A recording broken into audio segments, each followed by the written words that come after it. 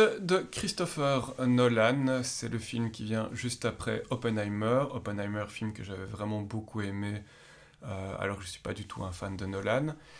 Ça parle de l'Odyssée, qui est le retour d'Ulysse après la guerre de Troie. Et donc c'est un récit mythologique qui m'a beaucoup marqué enfant. C'est un récit mythologique qui intéresse beaucoup ma fille à travers la comédie musicale épique qu'elle regarde énormément en ce moment. Et donc j'y suis allé avec ma fille, mais d'abord par ma fille. Euh, J'étais évidemment intéressé, mais comme je suis pas un grand fan de Nolan, voilà, je partais pas avec des attentes énormes non plus. Alors, gros problème pour moi, on va commencer. Je trouve que Nolan déteste ses effets spéciaux, il veut toujours être réaliste, et en fait, en voulant être trop réaliste, c'est-à-dire, enfin, je sais pas quelle est sa notion de réalisme, mais donc en voulant éviter les effets spéciaux numériques, bah, il en arrive, je trouve, à être moins réaliste, en fait. On pourrait prendre le bateau qui ressemble pas du tout à un bateau de l'époque ou les habits des guerriers. En vrai, est-ce qu'il est vraiment intéressé par le réalisme ou juste par l'artisanat? C'est quand même quelque chose de différent. Par rapport à Troie, on est face à une cité qui a résisté aux Grecs pendant 10 ans. On s'attendrait à ce que la cité soit mieux défendue. Quand on voit les murailles de Troie, elles ont l'air vraiment petites par rapport à une cité qui a pu résister à 10 ans de siège. Désolé, pour moi ça pose un léger problème. Par rapport au cheval de Troie lui-même, euh, c'est pas qu'il est petit, c'est pas qu'il est moche, c'est pas qu'il ressemble pas à l'image habituelle qu'on s'en fait. Ça, c'est pas forcément un problème. C'est qu'en fait, ce cheval est censé être tellement grand que dans certaines versions, ils ont dû détruire les murailles pour le faire entrer. Et ça aurait été une version, puisqu'il faut quand même choisir, qui aurait été plus logique pour quelqu'un qui veut éviter une certaine fantaisie, bah, de prendre la version où justement ils ont dû détruire les murailles et puis après les Grecs rentrent, plutôt que d'avoir choisi la version où des hommes habitent ce cheval, cheval qui je trouve d'une scène à l'autre ne semble pas avoir vraiment la même taille, c'est assez particulier, on se demande presque comment il tient debout dans Troie, et puis il y a toute cette discussion sur ce cheval, où visiblement les Troyens sont méfiants et ils enfoncent des épées dedans, mais enfoncer des épées dans du bois, c'est pas du carton, ça paraît déjà vraiment bizarre aussi, ça quand même.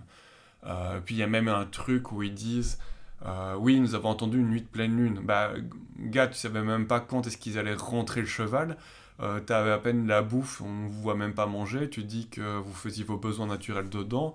Et genre, vous avez attendu le bon moment pour ouvrir les portes. Scène qui dure une éternité pour faire un faux suspense et qui, à mon avis, est raté. Et puis, il y a cette trappe. Donc, ils examinent le cheval, mais ils ne voient même pas qu'il y a une sorte de trappe qui permet de s'en échapper facilement. Donc pour moi, toute cette scène est relativement ratée par rapport au grandiose que ça aurait dû être. Les murailles auraient dû être gigantesques et les Troyens auraient dû, comme dans l'histoire me semble-t-il, se faire avoir par leur orgueil. Ils auraient dû croire à cette histoire de Dieu, que c'était une offrande de Dieu. Euh, enfin, je suis pas fan de cette partie-là, c'est pas forcément la partie la plus importante de l'Odyssée. Il y a aussi autre chose par rapport à la version de 56, c'est qu'on a un énorme arc sur Télémaque, sauf que cet arc, pour moi, d'un point de vue narratif, ne sert pas à grand chose, voire sert plus ou moins à rien. On a un film qui dure quand même pas loin de 3 heures et qui pourtant va trop vite sur certaines choses. Donc on aurait pu totalement éviter l'arc sur Télémaque. Et en plus, pour moi, ça décrédibilise plutôt le film parce que si je prends Télémaque, en fait, le gars est trop fragile par rapport à ses prétendants. Et finalement, la manière dont il est présenté, on se demande comment il peut diriger le royaume. Parce que c'est pas tout d'avoir le droit du sang, puisqu'on voit bien que le droit du sang ne suffit pas ici. Il faut quand même avoir un certain charisme, et il n'a pas du tout de charisme, en fait, Télémaque. C'est un petit souci pour moi. C'est pas le plus gros souci qui dirige le royaume à la fin, mais ça reste quand même pour moi un léger souci de la manière dont le personnage est amené, le temps qu'on passe avec lui, sans que ça n'apporte grand chose au récit, à mon avis. Par rapport aussi à la guerre de Troie, bah, la beauté d'Hélène, alors je dis pas que l'actrice n'est pas belle, mais finalement la manière dont elle est présentée, elle est mise en valeur dans le film, ne fait pas d'elle une personne qui paraît être magnifique et justifiée des guerres. Le fait qu'elle soit d'Afrique subsaharienne ne me dérange pas forcément. On pourrait expliquer ça par des alliances entre royaumes, etc. Bien qu'à l'époque, ce serait plus logique qu'elle soit d'Afrique du Nord plutôt que d'Afrique subsaharienne. mais même, j'ai l'impression qu'ils l'ont rendu plus moche. Et je trouve que ça n'est pas assez crédible par rapport au récit. Elle était censée être une femme dont on se battrait, son charme, son charisme doit être exceptionnel. Et dans le casting, c'est exactement ce que fait Zendaya. C'est-à-dire Zendaya, je trouve qu'elle a une beauté vachement plus poétique, charismatique, et elle aurait été meilleure dans ce rôle-là. C'est dommage d'avoir la personne de la caster, de ne pas la mettre dans le beau rôle. En plus, étant métisse, Zendaya aurait pu être probablement beaucoup plus crédible dans le rôle également. C'est un peu dommage. Je trouve que l'intelligence d'Ulysse ne transparaît pas du tout du récit. Alors, elle transparaît dans le sens où ses compagnons disent que c'est l'homme le plus intelligent, mais show don't tell, on devrait pouvoir voir et ressentir son intelligence, et pour moi, à aucun moment on ne ressent vraiment ça. En plus, cette intelligence, d'une certaine manière, c'est ce qui lui pose problème, c'est-à-dire que c'est un homme probablement rationnel, c'est un peu le message de l'Odyssée. Finalement, il ne craint pas les dieux, peut-être qu'il n'y croit pas aux dieux, et c'est pour ça qu'il a tous ces problèmes. Et en fait, le récit est là pour lui apprendre l'humilité par rapport aux dieux. Et si on veut respecter le récit de base, ça devrait être un point important en fait. On devrait voir qu'il est intelligent, mais qu'il n'est pas humble par rapport aux dieux, et il doit apprendre à être humble par rapport aux dieux. Et, et ça ne passe pas, ce qui est dommage, parce que du coup, je pense qu'on rate un élément important du récit. Finalement, la plupart des étapes passent comme des sortes de petites péripéties qui vont assez vite, qui vont très très vite parfois, alors que le voyage est censé durer 10 ans. À aucun moment on a l'impression que ce voyage dure 10 ans. Dans le film de 56, ils arrivaient à passer le problème de Pénélope et Télémaque et de leur vieillesse, parce que on voyait essentiellement un Ulysse qui se souvenait de son voyage, et donc la ligne du temps était la ligne du temps du dernier moment. Donc le fait que Pénélope ne vieillit pas de 10 ans n'est pas trop un problème pour elle, parce qu'on va dire que les hommes et les femmes passent un certain âge, le passage du temps est peut-être moins visible. Pour Télémaque, c'est un énorme problème, parce que en fait, il se passe 20 ans entre le moment où la guerre de Troie commence et le moment où Ulysse arrive. Et ces années-là, même les 10 dernières années, devraient être assez visibles. Et ça ne passe pas, je trouve, pas assez du moins. Ulysse lui-même devrait vieillir, mais à la limite, c'est moins un problème, parce il a déjà un certain âge, mais le film n'arrive pas à faire passer cette notion du temps, d'autant que dans certaines étapes, chez Circé par exemple, normalement dans l'histoire, il est censé se passer beaucoup de temps, beaucoup, beaucoup, beaucoup de temps. En fait, il est censé se retrouver prisonnier, et on ne le voit pas. Je trouve aussi que, par ailleurs, quand on parle des sirènes, le film a manqué de prise de risque. Qu'est-ce qui se passe au chant des sirènes? Oh, on n'entend rien parce qu'on a de la cire dans les oreilles. Un peu facile, il aurait pu nous montrer un chant magnifique, mélodieux. Il aurait pu faire comme dans le film de 56, et nous montrer que les sirènes, en fait, sont des manipulatrices qui se font passer pour d'autres. On les voit à peine, les sirènes. C'est genre une épreuve qui dure 30 secondes. Ça dure plus longtemps dans le film, et je veux dire, l'impression, le ressenti de l'épreuve des sirènes est nul. À aucun moment on ne ressent même du danger. Euh, J'arrive des Scylla, c'est pareil, enfin, je veux dire, ça paraît presque ridicule. Euh, Circé, à un moment donné, elle transforme donc ses compagnons en cochons. Sauf qu'elle les transforme devant eux, avec eux, ils ne réagissent pas, mais elle les a même pas hypnotisés.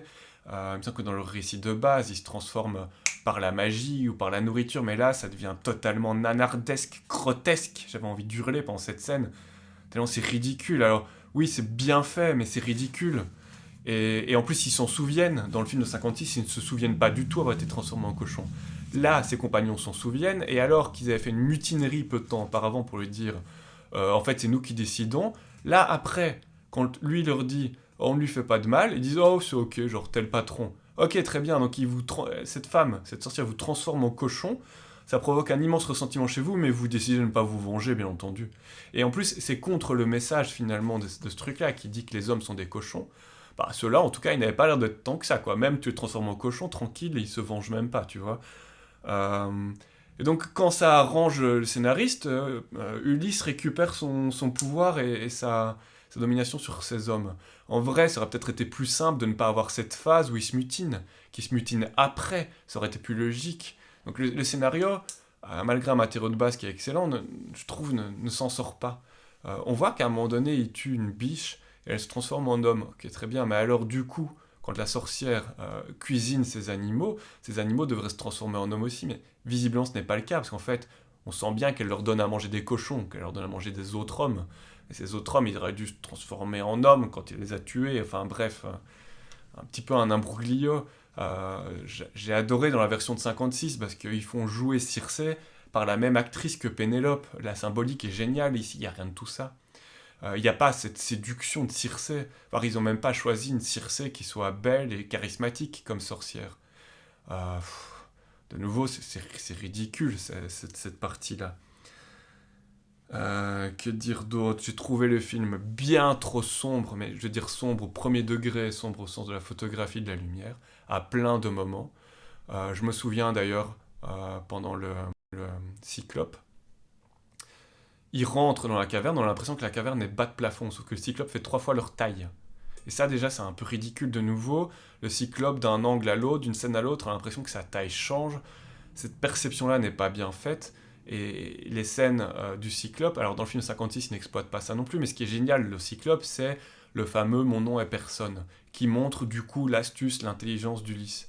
Je trouve qu'ici cette partie-là n'est pas de nouveau reprise, et on rate un moment pour faire penser, réaliser qu'Ulysse est vraiment quelqu'un d'intelligent. De nouveau, c'est dommage. Euh, et même quand le Cyclope les poursuit, en fait, ça fonctionne pas trop mal la scène de poursuite, sauf qu'il arrive au bateau, genre, oh, j'ai plus envie. En fait, le gars, il fait genre probablement 6 mètres de haut. En fait, il peut très bien se débarrasser du bateau sans aucun problème. Enfin, je veux dire, à la limite, il crée un risque trop grand qu'il n'arrive plus à gérer d'un point de vue cinéma. De nouveau, ça ne marche pas. Pop, pop, pop. Il y a aussi, comme 1 million de personnes l'ont dit, beaucoup trop de surexplications chez Nolan. C'est très très agaçant. Dernière chose, les dieux, j'en ai déjà parlé. Je trouve qu'ils ne sont pas assez présents. Si tu veux faire un récit euh, qui parle de l'Odyssée et tu ne parles pas des dieux, c'est un peu dommage. Ou alors, essaie au moins de l'adapter dans un sens plus moderne, quitte l'environnement grec, la Méditerranée. Finalement, Interstellar, c'était une Odyssée très proche. Donc là, on parle pas des dieux, mais c'est moins un problème, parce qu'on n'est plus dans l'environnement grec, je trouve. Et si tu veux vraiment adapter le plus proche possible de l'Odyssée, les dieux sont le personnage principal. C'est grâce à eux qu'il y a des malheurs tout le temps. Donc là, je trouve qu'ils sont bien trop peu présents, bien trop peu menaçants, bien trop peu crédibles. Il y a la fin, il y a cette histoire genre de restart civilisationnel. Je ne sais pas d'où ça vient, je trouve ça ridicule. Je trouve ça complètement ridicule et ça ne marche pas. Par rapport au côté que certains disent qu'il serait inspiré d'une version plus féministe, mais où, quand ça? Parce que si tu veux faire une Odyssée féministe, commence déjà par faire une Pénélope qui est une reine et une régente. Parce que ça a existé ça dans l'histoire. Des reines qui en l'absence de leur mari dirigent le royaume et deviennent des reines et des régentes. Et là, ça aurait été 1000 fois plus intéressant si tu veux quitter un peu la représentation traditionnelle de l'Odyssée, si tu veux amener du féminisme, d'avoir une Pénélope qui soit un personnage, un vrai personnage puissant, intéressant, avec de la personnalité, qui dirige et qui se retrouve peut-être à devoir se marier parce que la loi, la tradition l'y oblige, mais qui en attendant dirige, qui se retrouve régent de son fils parce que c'est son fils qui doit régner, c'est logique. Et puis il y a des complots, des trahisons.